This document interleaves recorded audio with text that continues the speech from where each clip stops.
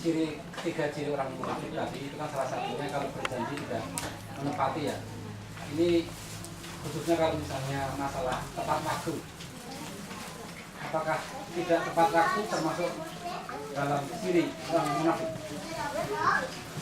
Ketepatan waktu ya. Ketepatan waktu karena kan berarti tidak tepat waktu, tidak tepat janjinya jam 10 tapi datangnya dari 10.30. Kalau misalnya itu iya, wah semuanya jadi.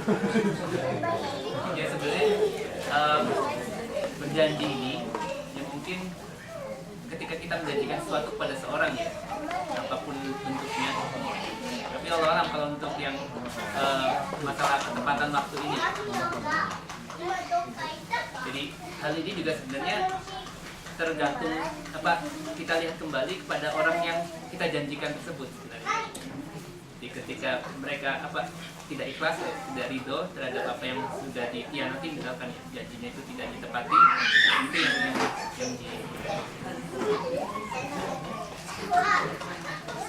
dan memang akan ini ya lebih baik lagi kalau memang kita tepat waktu.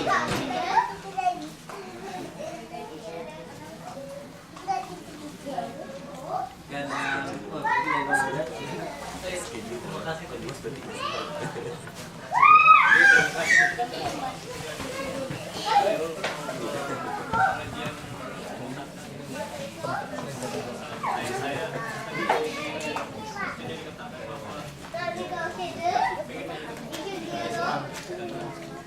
surga itulah yang idealnya sebenarnya seperti itu. Pada kenyataannya di sisi lain bahwa dunia itu hanyalah ujian bagi seorang muslim. Terus jadi sebenarnya itu merasakan satu kesenangan itu agak susah. Bagaimana dengan? Balik. Jadi sebenarnya kalau tadi pertanyaan Mas Budi itu ini ya. Jadi yang kalau tadi mencermati apa yang sudah saya sampaikan itu adalah ketenangan di dunia dan kebahagiaan di akhirat ya. Bukan kesenangan ya, tapi ketenangan di dunia dan kebahagiaan di akhirat. Nah terus kata Mas Budi pertanyaan tadi, bagaimana kalau kita menjadikan dunia itu kan ujian, bukan satu kesenangan. Ya, saya setuju sekali dengan Pembahasan ada hadis itu bahwa dunia itu merupakan sejarah ya, penjara bagi orang beriman ya. Ya memang apa namanya ya, karena kalau di dalam Al-Quran itu dunia dengan segala kesenangannya itu adalah tipuan yang sebenarnya tipuan ya, tiwurur kan ya, jadi itu menipu. Di dunia itu dengan segala kesenangannya itu adalah tipuan bagi kita ataupun jebakan. Dan kalau kita memikirkan misalkan anehnya ya, sekarang datang ke pengajian ini kan gratis ya, kita tidak diperlukan bayaran untuk datang ke majelis ilmu seperti ini gitu ya. Tapi hanya sedikit orang yang mau datang gitu kan. Tapi ketika misalkan ada kegiatan apa gitu ya yang kita harus bayar, tapi di dalamnya tidak ada ilmu, tidak ada sia-sia, tapi justru banyak orang yang rela untuk masuk ke dalam itu. Misalkan di bioskop lah, paling gampang ya, bioskop gitu dengan tontonan seperti itu, banyak orang-orang yang datang dan rela membayar mahal sekalipun gitu ya. Mungkin gitu ya, itu ironisnya. Bahkan kalau misalkan ada teman-teman yang pernah tinggal di Jogja itu, kalau ada kajian kemarin saya sempat pulang di Jogja, dan saya merasakan kenikmatan yang luar biasa ya, ketika ya waktu sholat terus ke masjid gitu ya. Itu suatu kenikmatan yang tidak bisa kita rasakan di sini gitu kan. Dan pada saat hari Ahad gitu ya, pagi ada kajian gitu ya, sudah gratis kajiannya gitu ya, habis subuh itu. Terus setelah itu sebelum pulang kita dijamu lagi ya, ada teh manis sama snack gitu ya. Itu kan sesuatu yang luar biasa, tapi ada sedikit orang yang mau datang ke sini gitu ya. Makanya sungguh satu yang hal yang ironis ya kalau dilihat. Kalau kita bisa mempertimbangkan kembali nih akal pikiran kita, itu satu yang benar-benar sangat ironis sekali. Jadi satu yang yang akan membawa kita ke surga itu gratis, bahkan kita malah diberikan tambahannya ya. Tapi kita sangat sedikit sekali yang datang ke tempat itu, atau kita bermalas-malasan ke tempat itu. Tapi ketika sesuatu yang akan bawa kita ke neraka gitu ya, menjauh dari surga maksudnya, itu malah dikejar, bahkan rela untuk membayar gitu. seharusnya justru kita ke majelis ilmu ini rela bayar gitu ya, kan udah datang ke bioskop terus rela bayar kita gitu ya.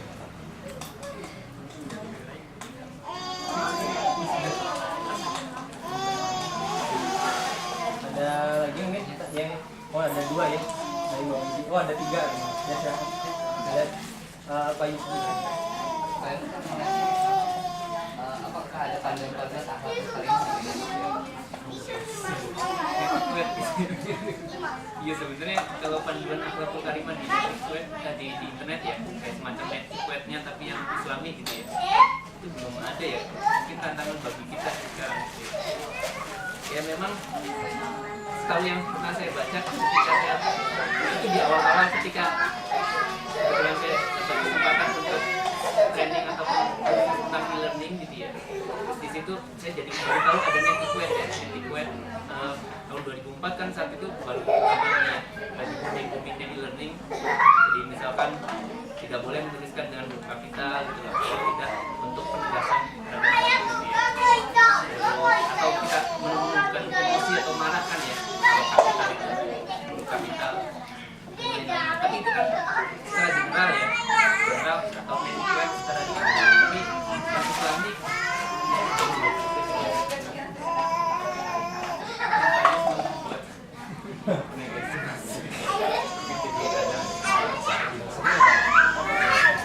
dari ibu-ibunya.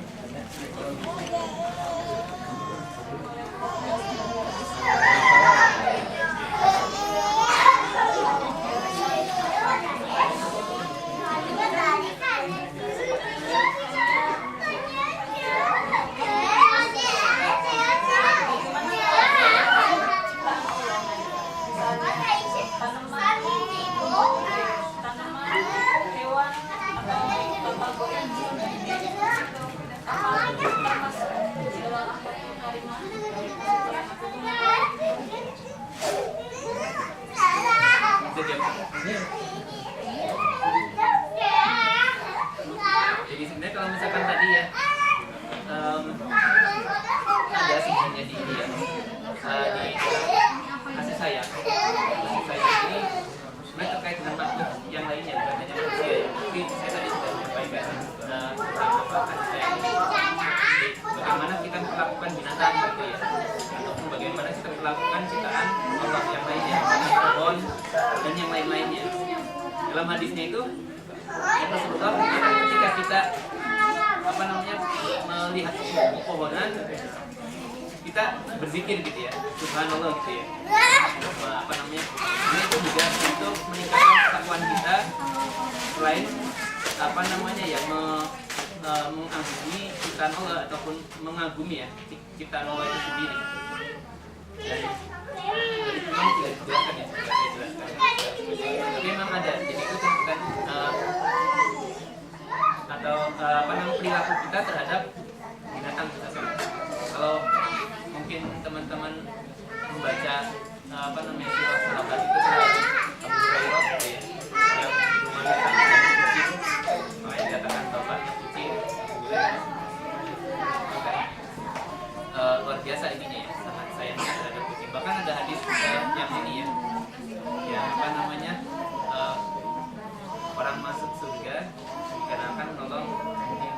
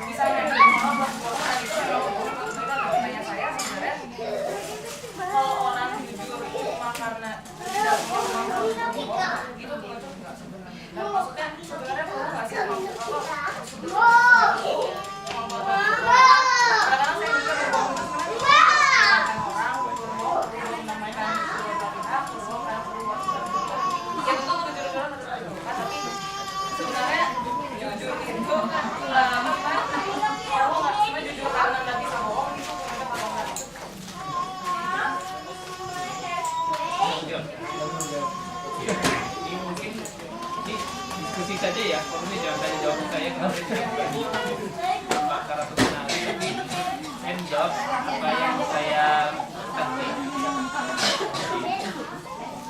Memang apa namanya kejujuran ini harus kita inikan ya, kita apa namanya kita tekadkan, kita lakukan gitu ya, kita azamkan, kita lakukan bahwa kejujuran ini yang paling utama.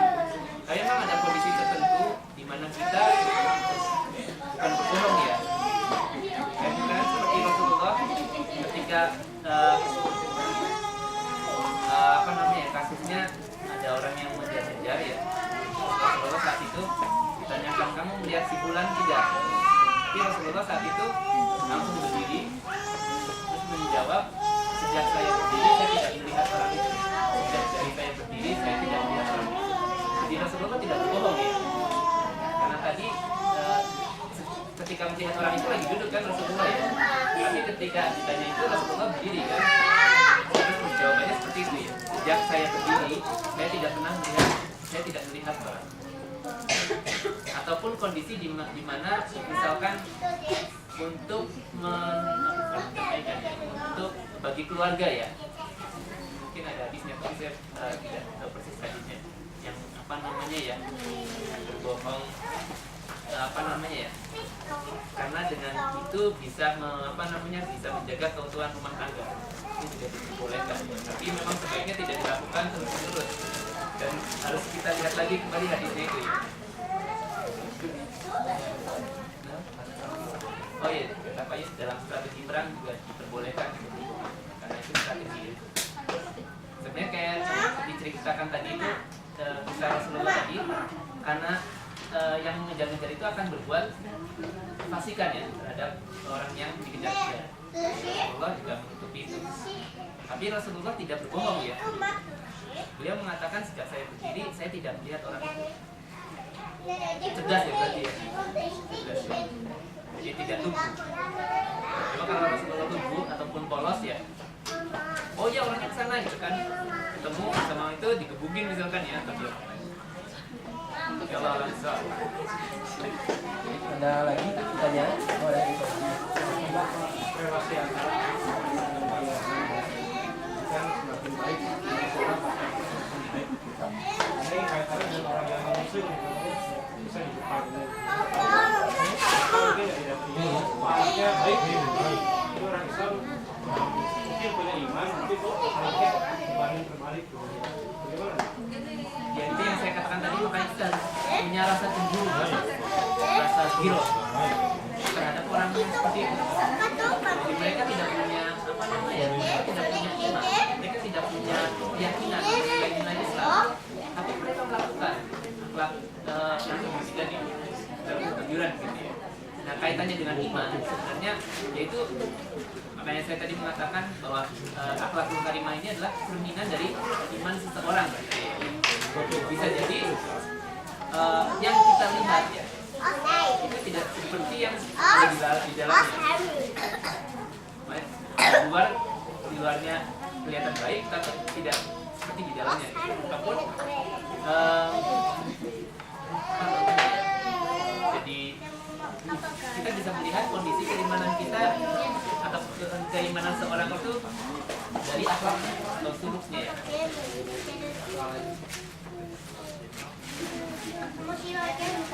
Ya, katanya kan bahwa kita ada di mana-mana dan setiap kita menyampaikan bahkan dari seorang muslim non muslim sekalipun berarti hikmah yang harus kita ambil. Kayak saya pribadi juga belajar kebaikan dari nilai-nilai kebaikan dari orang Jepang yang seharusnya memang kita miliki, Pak. Ajaran Islam juga mengajarkan kita seperti itu. Mungkin semoga kita bisa menanamkan itu kepada anak-anak kita ya, kita sehingga mereka mendapatkan apa yang semestinya nilai-nilai Islam kerjakan. Tambah lagi dan tambah lagi masalah hubungan tadi ada hadisnya yang bolehkan. Ada nggak hadisnya yang bolehkan hubungan itu keluarga orang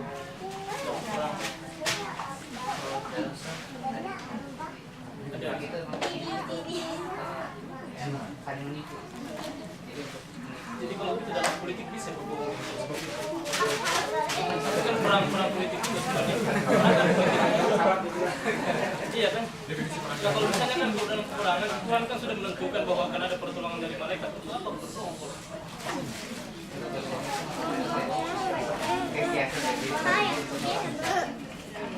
Bahwa kayaknya kesannya gimana ya, kalau ada dasarnya hadis Rasul bahwa berbohong boleh kebaikan tidak masalah. Kalau misalnya akan ditanyakan dasar untuk kebohongan ini apa sebenarnya? Sedangkan yang menentukan bahwa menang tidaknya dalam satu peperangan Allah semua yang menentukan.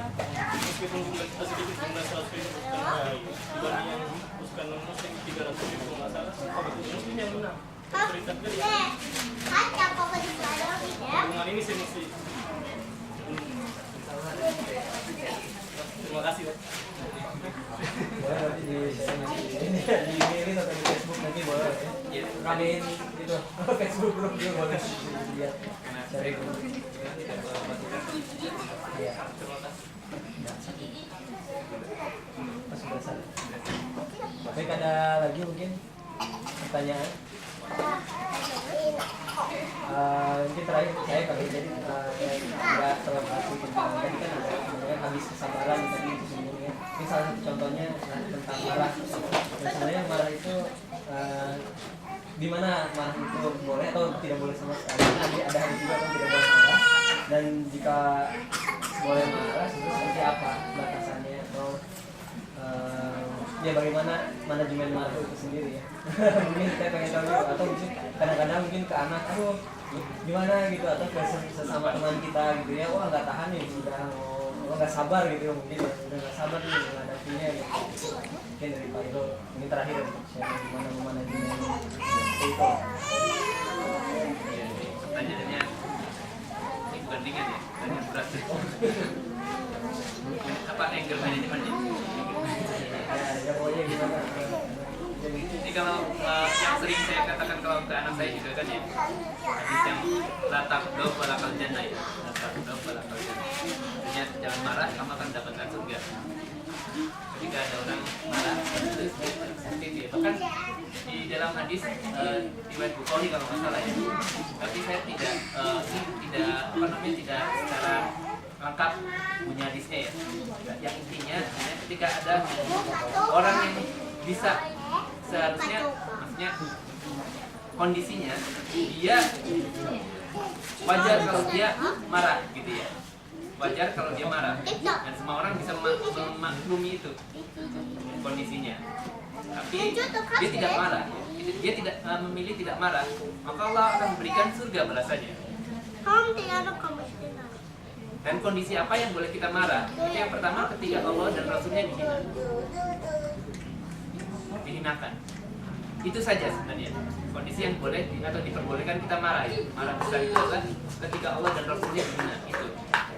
Selainnya tidak. Bahkan orang lain menghina kita, itu kita tidak diperbolehkan untuk marah.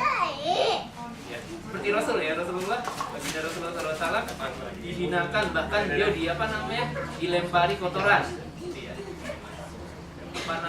Isi perut binatang gitu ya, dilemparkan ke badannya. Bahkan ketika Rasulullah dilempari sama anak-anak kecil, bahkan ketika malaikat penjaga gunungnya akan menawarkan, apakah saya balik saja ini bukit ini sehingga mereka akan mati semuanya di penduduk itu. Tapi Rasulullah memilih untuk tidak ya, sampai seperti itu gitu ya, sampai di poin atau di titik seperti itu. Tapi ketika Allah dan Rasulnya dihinakan, maka marahan Rasulullah luar biasa ya. Coba bang, Kalau tidak ada lagi, kalimat tidak selesaikan di sini. dari pertanyaan Pak Muda tadi, ini ada hadis riwayat Bukhari dan Muslim. Bukan seorang pendusta orang yang berbohong untuk mendamaikan antar sesama manusia, dia menemukan kebaikan atau mengatakan kebaikan itu yang tadi itu mendamaikan orang. Terus yang untuk dalam perang itu hadisnya perang adalah tipu daya. Ini Ibnu Hajar mengatakan bahwa asal dari tipu daya adalah menetapkan hal yang berbeda dari yang sebenarnya. hadis ini berisi peringatan untuk selalu waspada dalam perang dan anjuran untuk menipu orang kafir. Siapa yang tidak menyadari beliau besar kemungkinan atas nama kafir. Itu jadi mutafakun alaih itu berarti disetujui oleh Bukhari dan Muslim.